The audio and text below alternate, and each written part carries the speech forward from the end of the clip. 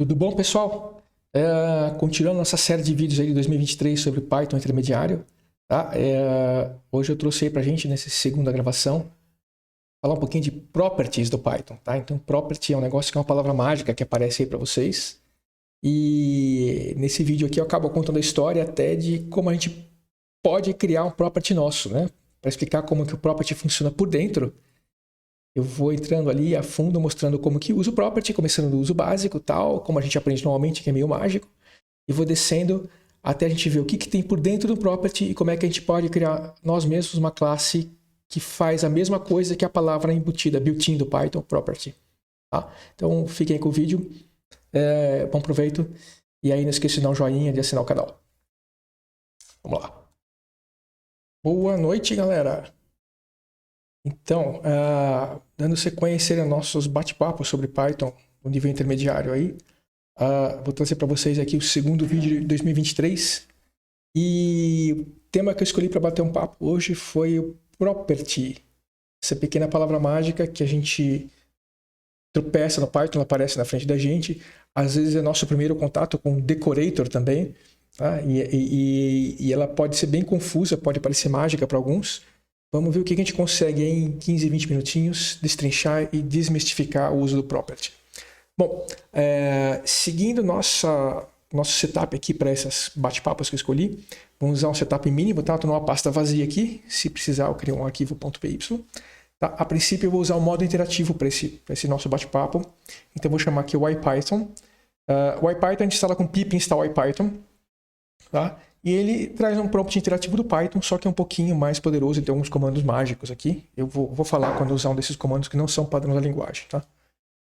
Bom, eu vou falar então do property. O property começa que ele é um built-in do Python, né? Ele já está aqui, ele é definido como negócio, né? Ele é um property, né? Ele é uma classe, é uma dessas classes que parecem funções e, na verdade, a maior parte das vezes a gente vai usar ele sempre como se fosse um decorator.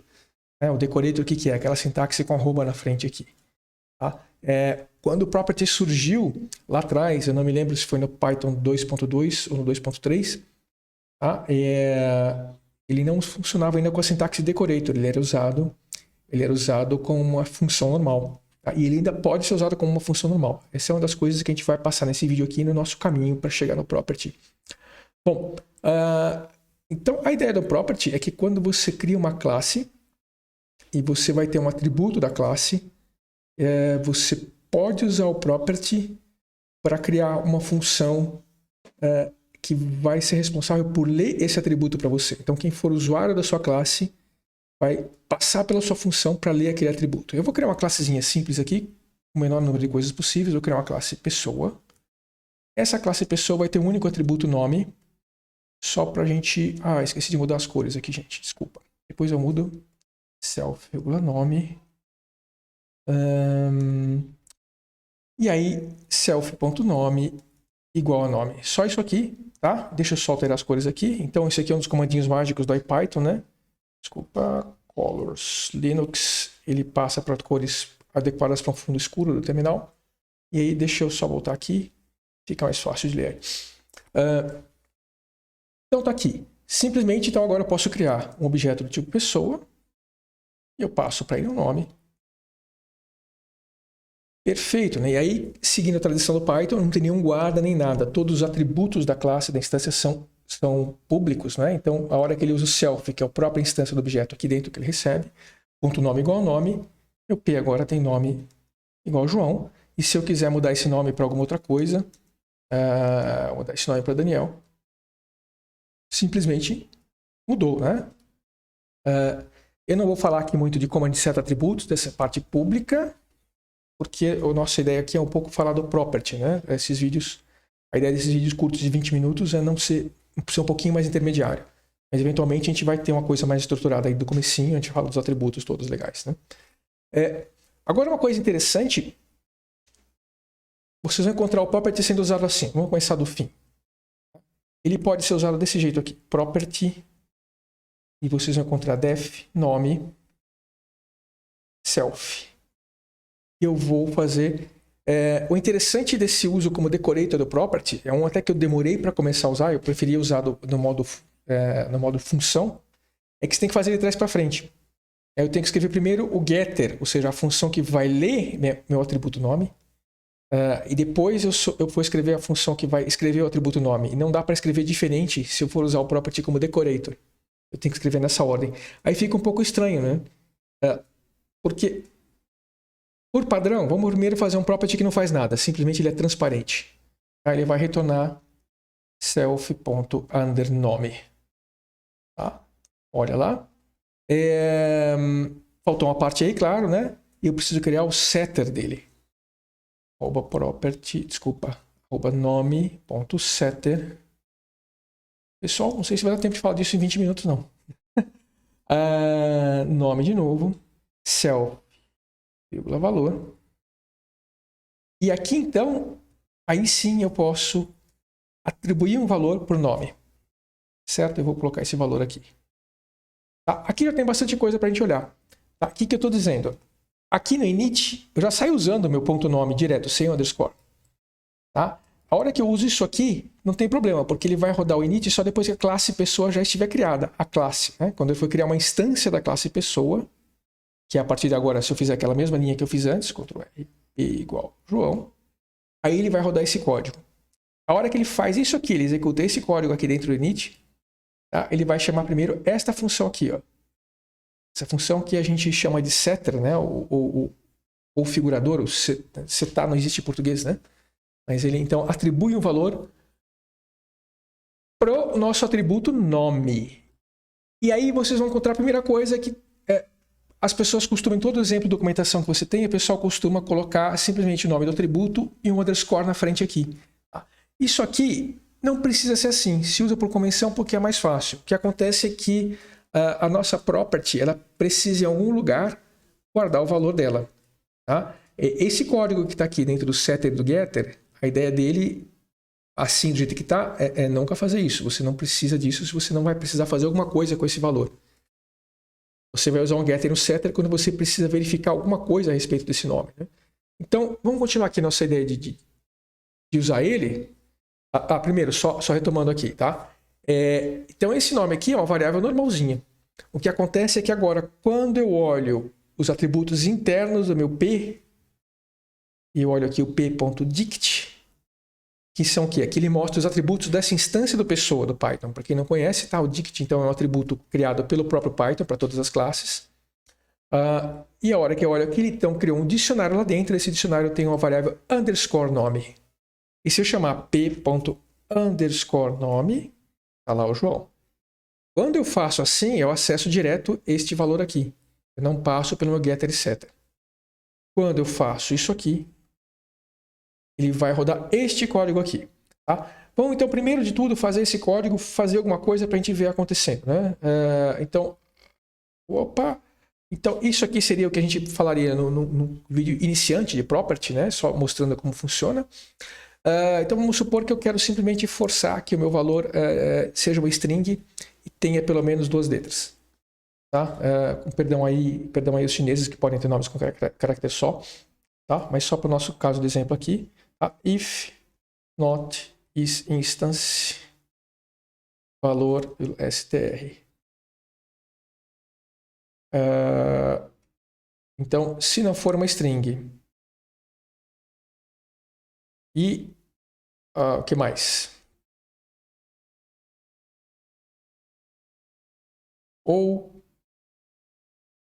Então, se isso aqui for verdadeiro, se não for uma string, ou seja, se essa primeira parte for verdadeira, ele já vai entrar no if, ele nunca vai rodar essa segunda parte. Para essa segunda parte aqui, a gente pode estar confidente, né, que isso aqui é uma string. Então, ela é em str, ela é em valor menor que 2, raise value error. O ideal seria dar um type error aqui, erros diferentes, mas para encurtar, type error, nome precisa ter uma string. Comprimento pelo menos 2. Pronto, então temos uma mensagem de erro. Tá? Isso aqui já é o suficiente.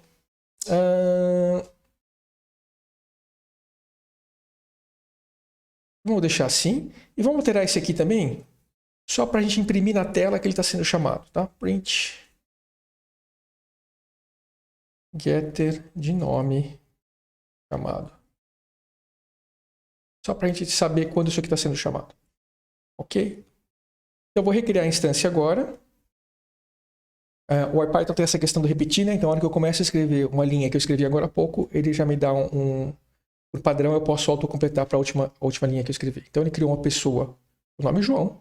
Tá? A hora que eu escrevo p.nome, olha, getter de nome chamado, ou seja, comprovamos que ele chamou esse código. A hora que eu chamo p.underNome, ele não chamou aquele código, ele foi direto no atributo da classe. Tá? Essa parte de como o Python chama os atributos, pega os atributos, também pode ser um vídeo legal, mas é legal criar uns slides antes, porque precisa de um diagraminha. E da mesma fórmula que eu tento mudar esse nome, né? p.nome igual Daniel, ele vai funcionar, porque o Daniel é um nome válido, está de acordo com todas aquelas regras, mas se eu tentar chamar isso aqui, p.nome, fazer igual ao número 100, ele fala, opa, tem um erro, type error. Nome precisa ser uma string de comprimento pelo menos 2, tá? E aí o Python, para ser amigável com mensagem de erro, ele sempre mostra onde deu erro e todo o caminho que foi chamado para chegar nesse erro. O IPython, ele complementa ainda isso aqui.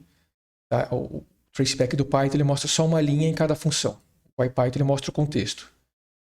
Tá? Então ele mostrou, olha, o contexto aqui, no modo interativo, você tentou fazer essa atribuição chamou essa função, e dentro dessa função ele causou erro explicitamente aqui. Tem jeito de a gente depurar isso aqui e ver como estão as variáveis lá dentro, mais para frente a gente pode ver isso em outro vídeo. O importante agora é a gente entender, então, qual que é a ideia desses getters e setters. Então, eu posso fazer qualquer verificação aqui, tá? Eu poderia verificar na base de dados se esse nome já existe, é repetido. Eu poderia, no getter, passar o nome para maiúsculas. Então, todo mundo que for usar essa pessoa, a hora que for ler o nome, sempre vai estar em maiúsculas. Ou, mais útil, talvez, né? Eu posso ter uma classe pessoa que sempre que alguém for ler o nome, ele tira os acentos, tira a acentuação e passa só o ASCII para frente. Aí pode ser para uma aplicação que vai ter que fazer intercâmbio de dados com aplicação legada ou com aplicação bancária, financeira. Aqui no Brasil até hoje não usa acento. Então dá para fazer qualquer transformação aqui com o property, é o getter e o setter. Tá? É interessante esse ponto, eu colocar um ponto aqui, que em algumas outras linguagens, tá? Em particular aí o Java, costume sempre colocar getter e setter para qualquer propriedade que você tenha. Tá? Por quê? Porque se você precisar depois, mais para frente na sua aplicação, criar um guarda, criar uma verificação desse tipo que a gente coloca aqui, o código que está usando a sua classe já vai estar usando o getter e o setter, e isso vai passar ali, não vai criar incompatibilidade, você não vai precisar mudar o jeito de acessar o seu dado, e as pessoas não vão precisar mudar o jeito de acessar a sua classe, desde que elas estejam usando o valor válido. Tá? No Python você não precisa fazer isso. Percebam que aquela primeira classe que eu tinha no nome, ela não fazia nada com getter e setter. Você não usa, simplesmente deixa a pessoa alterar o valor, o nome direto. Tá? Só voltando naquela primeira classe pessoa. Deixa eu ver como é que eu volto lá. Eu posso colocar um hist aqui? Isso, eu acho que deve ser a primeira ou a segunda que eu coloquei, né? Aqui. Então, quando eu criei a classe só assim, tá? Eu vou colocar aqui de novo ela. Vou colocar pessoa 2 só para a gente ver uma coisinha. Quando não tem o getter e o setter, é outra classe agora, só que sem usar o property, tá?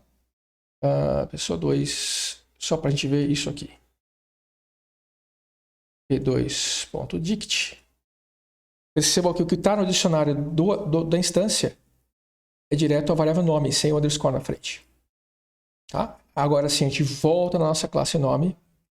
Tá? Então, para ficar um pouquinho mais limpo, eu vou apagar a mensagem de erro aqui.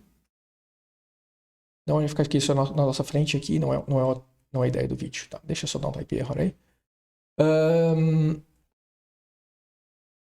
Perceba o seguinte, a hora que eu opto por usar isso aqui, é só porque nosso property ele precisa guardar esse valor em algum lugar, e um lugar bom para guardar é dentro da própria instância da classe pessoa. E a ideia então é que com o underscore na frente você avisa para os usuários da sua classe, olha, esse atributo é privado. Você que está usando essa classe, você não é o autor dessa classe, você não deveria estar acessando o valor que tem o underscore na frente, é um atributo privado. Tá? O que é público da classe são os atributos que não tem underscore na frente. Ok? Bom, o que está acontecendo aqui por baixo dos panos? Por que o property é tão maluco? Então vamos descer um degrau aqui e tentar entender por que aqui eu uso... Vamos ver se eu consigo pular a linha aqui. Às vezes ele... Isso, agora ele vai deixar eu pular a linha. Tá? Só para ficar mais legível. Tá. Por que aqui eu coloco @property e aqui eu coloco @nome.setter? Isso é bem maluco. Tá? Então, até aqui, como a gente usa o property, tá? Eu considero o Python básico. Ele seria um vídeo fundamental. Vamos usar esse property. Tá? E pode ensinar, a maior parte das pessoas passa por isso sem falar como é que funciona. Isso aí fica parecendo mágica. Vamos entender agora o que está acontecendo aqui por baixo do pano. Tá? Vamos dizer que até agora foi um resuminho de como funciona. Como você usa o property. Tá. Primeira coisa, eu vou mudar esse negócio aqui para chamar o property do jeito antigo. O que é o jeito antigo? É sem a sintaxe de decorator. Tá? Sem a sintaxe de decorator, isso aqui funciona assim. Ou funcionaria assim, tá? Eu vou tirar isso daqui. Eu vou tirar isso daqui. Eu agora vou precisar chamar esses métodos com nomes diferentes, tá? Eu vou chamar de nome getter. Eu vou chamar esse aqui de nome setter. Eu vou sobrescrever aquela minha classe pessoa 2. Então a gente tem o histórico, né? Se eu chamar o histórico do 20, eu vou poder ver como é que estava antes, para a gente comparar. Tá. Então percebam aqui. Eu vou colocar isso aqui. Agora eu vou colocar... Eu não posso pular a linha aqui, tá? Mas eu vou colocar nome igual a property. E aqui de novo, property é a mesma chamada que a gente tem com @ na frente. É a mesma função que ele vai chamar. Eu vou passar aqui primeiro o getter. Nome getter. Nome setter. Tá. E pronto, isso aqui vai funcionar do mesmo jeito. Tá? Então, pessoa, se eu tentar chamar como string vazia, ele vai tentar colocar essa string vazia lá para o nome, ele vai dar o erro, porque tem menos de 2 caracteres. Tá? Se eu tentar então chamar com o nome João, vai funcionar. Tá? Imprimiu aqui que foi chamado, etc, etc. Tá? Então, a ideia de um decorator é que quando você põe com essa sintaxe aqui, @property, você está fazendo exatamente a mesma coisa que passar esta função aqui, no caso nome getter, como primeiro parâmetro para uma chamada de função.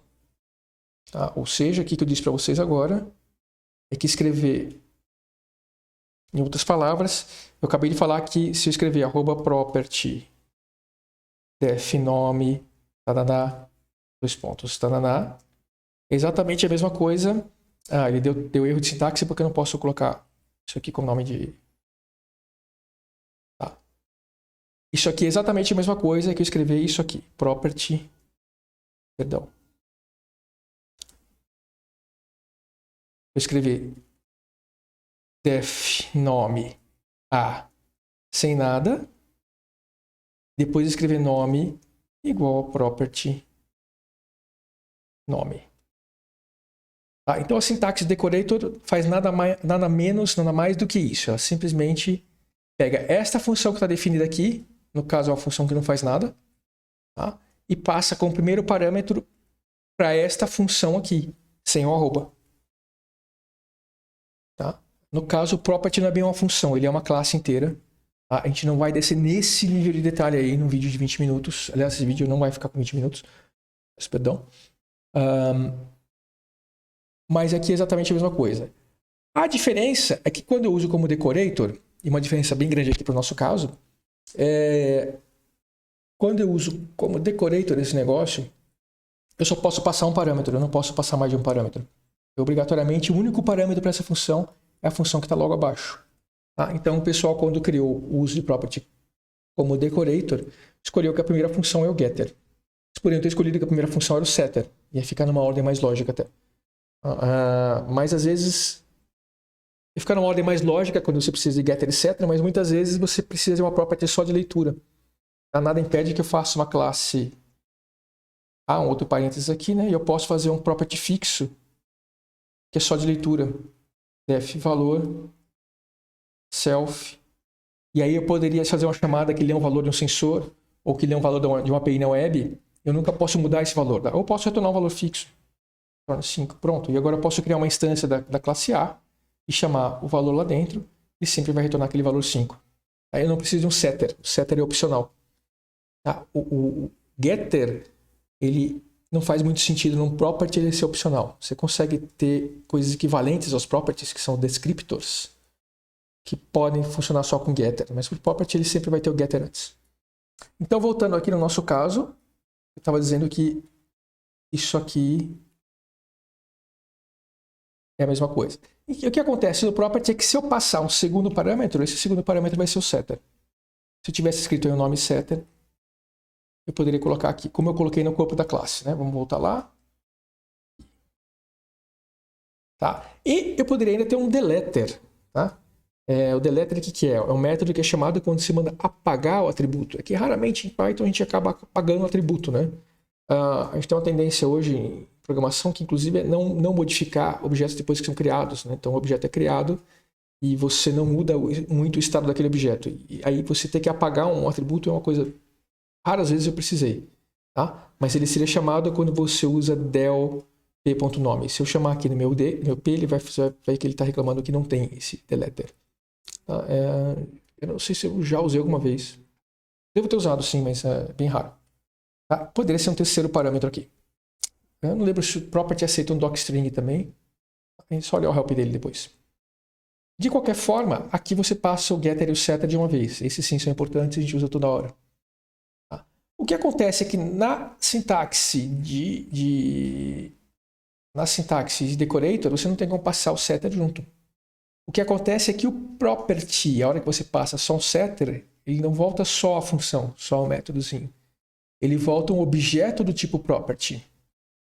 Esse objeto do tipo property, ele vai ter os métodos internos que vão fazer com que ele responda desse jeito para o Python, com que ele possa ser usado como um atributo. Tá? E ele vai ter o método setter. Tá? Então, o que acontece? Basicamente, o que faz o property funcionar... Vou usar esse aqui mesmo. O que faz o property funcionar... Se eu chegar aqui, ó, a.valor, mas aqui eu chamei na classe. Ó. Qual é um property? Esse property a gente pode inspecionar ele. Vamos dar um dir. Olha só. Ele tem esse deleter, fdel, fget, fset, getter e setter. E ele vai ter esses métodozinhos aqui, ó. Under get. Desculpa. Aqui. Under get. Under set. Opa. E under delete.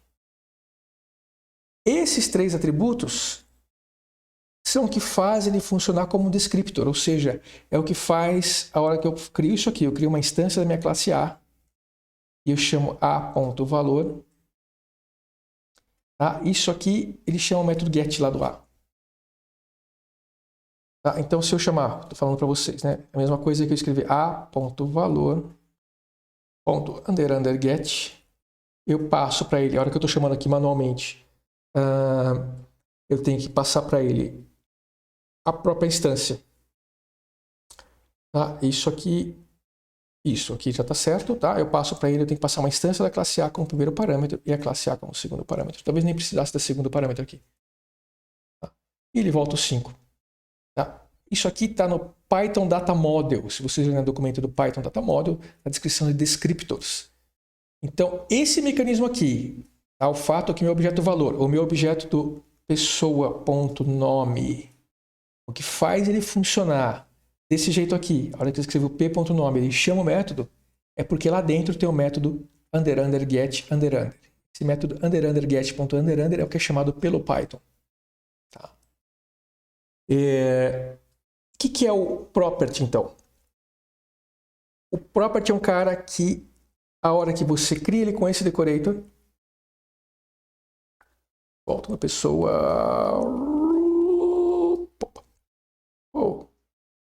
Tá? A hora que você cria ele com o decorator, ele vai trocar... Vamos voltar para o jeito antigo, né? Ele vai devolver um negócio com o mesmo nome que está aqui, ou seja, vai chamar nome ainda dentro da classe, e vai ter um método set que vai chamar essa função aqui. Só que esse mesmo objeto ele vai ter um atributo setter, que vai ser um outro decorator. Na hora que você chama o setter, ele vai criar uma outra property. Não é a mesma, ele cria uma outra property. Ele vai verificar se o nome dessa segunda desse cara decorado é igual ao nome de cima. Senão, se a gente for parar para pensar, isso aqui dá um rolo. Tá? Você não pode trocar o nome. Então, nome.setter, na verdade, é um método da property. E esse método da property, ele cria uma outra property. Ele não modifica a property existente, ele cria uma outra. A property, na verdade, é imutável. E isso é legal porque você pode fazer herança de classes e na herança você pode mudar só o setter. Tá? É bem bacana. Isso é mais avançado ainda do que o intermediário que eu falei. Tá? Mas a gente pode fazer um exemplo disso. Esse nome.setter, então ele vai criar uma outra property que ele vai preservar o mesmo getter e vai criar um setter e vai devolver com o nome, vai manter com o mesmo nome. Tá? O que acontece quando eu faço essa sintaxe que está em cima? Ele criou a minha classe pessoa. Dentro da pessoa eu tenho um nome. Internamente, então, ele tem alguns atributos. Tem os métodos especiais que são chamados direto pelo Python, mas ele tem esses métodos aqui, fdel, fget, fset, que são os métodos que ele chama para a classe. Tá? Então, na verdade, aquele set under, set under, ele vai chamar esse f7 aqui. E aqui dentro está aquele método que eu criei para vocês. Né? Então, se eu chamar pessoa na classe, tá? Ponto nome.f7. Vou passar para ele o P, que ele precisa ter desculpa, fget. Eu passo para ele o P e a classe. Por quê? Porque aqui eu nem preciso da classe, só o objeto P. Tá? Ele chamou o método lá dentro. Tá? Então aquele meu método que está na classe, ele vira esse fget. Tá? Se eu não ponho a segunda parte aqui, ele fica sem, o f7 fica vazio. Tá, se eu chamar aqui então o f7 dentro do P e eu chamo aqui o nome Daniel, ele trocou agora então o nome do P para Daniel. Tá? Então a ideia do property é essa aqui. Ele é um atalho para a gente criar um objeto que tem o método set, método get. Tem isso aí. Tá? Eu poderia criar um property separado. Vamos ver o que seria isso aqui. Eu posso até criar um property. Vamos criar um property de pobre aqui. Class myProperty. Ok. E eu vou fazer isso aqui. Ó. MyProperty under init self getter. Vou fazer um pouquinho diferente do getter do property do Python, tá? Eu vou fazer o seguinte, self.f7 getter. Eu vou fazer sem os checks de nome, tá? Eu vou fazer def get self setter.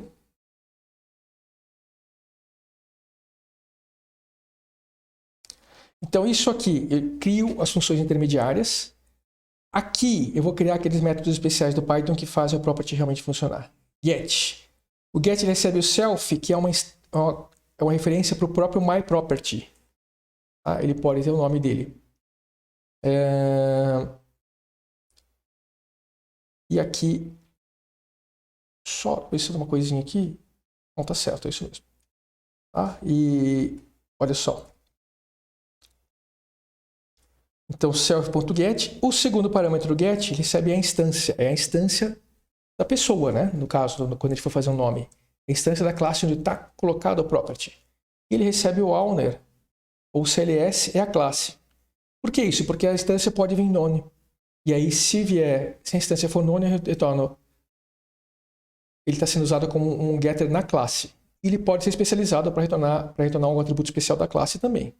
Em geral, o que acontece é que if instance is none, a gente retorna self.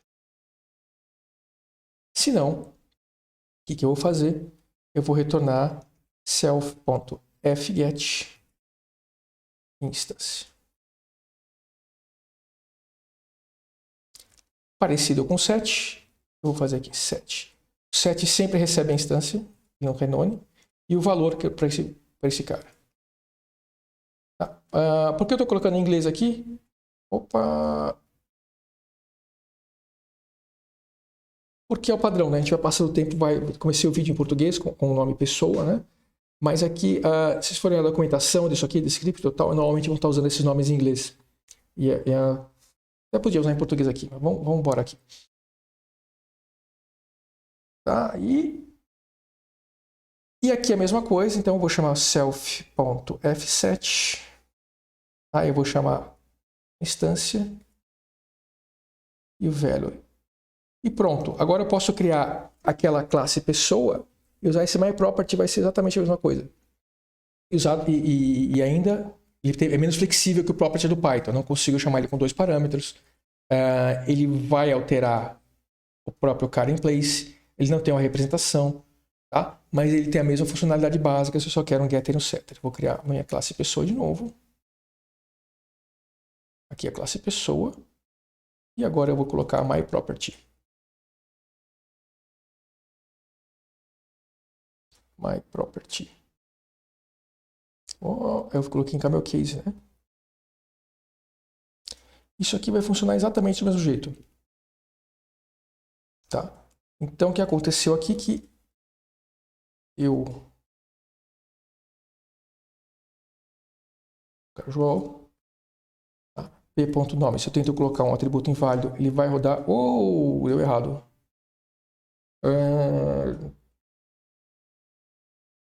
Ou ele não chamou o setter, né? Vamos ver o que aconteceu aqui. Olha que legal, dá errado, que a gente pode descobrir o que está errado lá. Ele fez a atribuição no dicionário direto. O que é o pessoa.nome, afinal?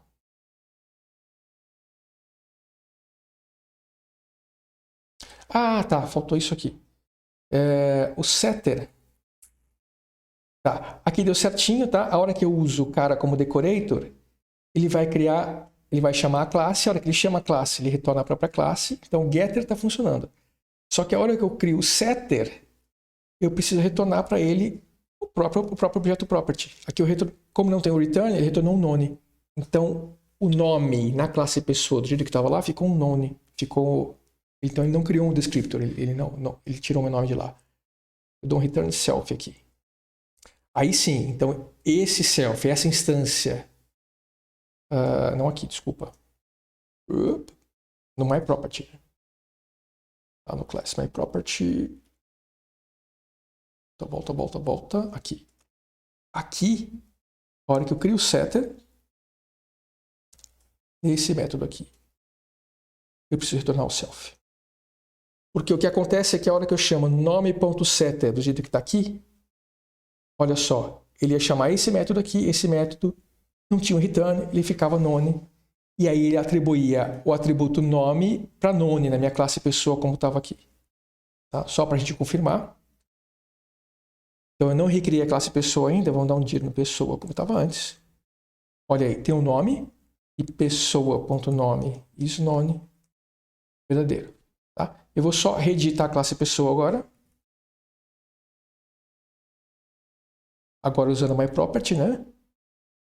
E agora, então, a ideia é que funciona como se fosse o property normal do Python. E aí, P igual pessoa João. Vamos dar uma olhadinha. P.nome, vou tentar colocar um número. Explodiu do mesmo jeito, tá? P.nome, a hora que eu peço para ver, ele rodou o getter do mesmo jeito. Então, vamos recapitular aqui o que aconteceu nos dois casos. Então, só recapitulando, eu recriei o property do Python, com pouquíssimas linhas de código, tem umas 12 linhas aí. Tá? É uma classe nova. O que ele faz? Ele simplesmente cria um objeto que tem esses dois métodos mágicos aqui, o get e o set. São o que o Python usa por baixo dos panos. Tá? Além desses dois métodos mágicos, ele tem o método setter. E além disso, ele mesmo, como é uma classe mas a classe, o construtor dela aceita um único parâmetro, ele funciona como decorator. Então, a hora que eu uso ele como decorator, eu falo que o próximo atributo, o próximo objeto que ele vai receber vai ser o getter. Aí depois que você tem um getter, você tem direito de chamar o setter, ele vai colocar o setter. Tá? E aí, esse método é chamado pelo Python, eu passo, então eu chamo o getter e passo para ele a própria instância. Tá? Então, a hora que a gente volta na classe pessoa, vamos ver como está funcionando isso aqui dentro. Tá? Olha só. Aqui dentro, então, esse self que eu recebo é a própria instância da classe pessoa. Mas a diferença aqui é que o self não foi colocado pelo Python, a hora que eu chamo p.nome, abre e fecha parênteses, que eu poderia também. Tá? Se não tivesse property, né? Esse self foi colocado aqui, ó. Tá? Ele colocou uma referência para a própria instância aqui. A gente fez manualmente isso, né? Essa é uma das vantagens de ter o self explícito, que é uma das dúvidas que as pessoas têm em Python. Pô, mas por que o self tem que ser colocado lá como parâmetro? Porque eu posso criar minha chamada para o método de uma forma mais baixo nível. Nesse caso, o que acontece? Eu passei a instância manualmente, porque essa instância que eu tenho aqui, ela não veio para mim, pronto, ela foi passada, ela chegou como um parâmetro aqui, como segundo parâmetro, não esse self, porque esse self aqui é o myProperty. O myProperty ele poderia saber outras coisas dele mesmo, ele poderia saber o próprio nome dele, sem trocadilho, né? Porque a gente chamou de nome, mas ele poderia saber o nome que ele tem na classe, ele poderia saber em que ordem ele foi definido dentro da classe, ele poderia ter dados de como que ele se associa a uma coluna num banco de dados, uma tabela de banco de dados. Os ORMs do Python funcionam assim. Tá? Eles usam esse mecanismo descriptor por dentro. E o property é um mecanismo para facilitar esse uso do descriptor. Tá? Vamos ver se esse vídeo pode ajudar alguém, né? Eu acho que talvez tenha ficado confuso aí, porque eu não fui fazendo uma ordem muito legal as coisas. Tá? Mas eu acho que alguma coisa deu para entender aí. Tá? Que acontece, principalmente isso aqui, né? Por que o próprio método é usado como decorator aqui? Então, o que acontece é que esse cara volta uma instância desse myProperty. Esse myProperty tem um método que vai ser o próximo decorator. Isso aqui acho que dá para entender legal aqui. E aí, se eu tivesse um deleter, a mesma coisa aqui. Eu colocaria aqui um def deleter, faz a mesma coisa, ele volta e aí eu poderia fazer @nome.deleter, tá? A diferença do property embutido do Python é que ele verifica se o nome do método aqui é o mesmo que em cima. Ele tem algumas outras verificações. Ele pode aceitar todos os parâmetros de uma vez. É trivial fazer isso, tá? Mas é dar mais linhas aqui, ia ficar complicado para a gente explicar todos os edge cases. E o property é uma coisa fantástica. E tem uma coisa que o property ainda não faz, que poderia até ser uma coisa legal. Poderia ser um low hanging fruit, aí, se alguém quiser contribuir com Python 3.12. Que é o Python desde a versão 3.6, ele tem como um descriptor saber o próprio nome dele. Quando eu faço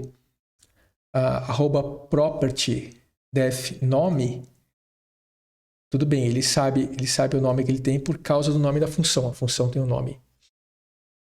Tá? Mas ele poderia ter o método under setName para ser chamado aqui. Basicamente, se eu uso property lá em cima, eu não tenho nome. Se eu tentar pegar o nome da própria property, ela não sabe o nome dela. Então, eu não poderia aqui, se eu quisesse no meu getter aqui, saber o nome dessa função aqui, eu não tenho como. Tá? Eu poderia criar um property que eu saberia o nome dessa função aqui. E o nome da variável. Eu poderia usar o nome da variável baseado no próprio nome da função aqui. E isso aqui não precisa estar hard-coded aqui, né? Tem muito de outra coisa interessante para falar aqui, mas eu acho que a gente está com um tamanho bom. Tá? Eu vou parar por aqui. A gente pode continuar esse assunto num dos próximos vídeos aí. Beleza, gente? Então, vamos ficar por aqui. Valeu, espero que esses pedacinhos pequenos de Python colaborem com o entendimento de vocês da linguagem aí. Até mais.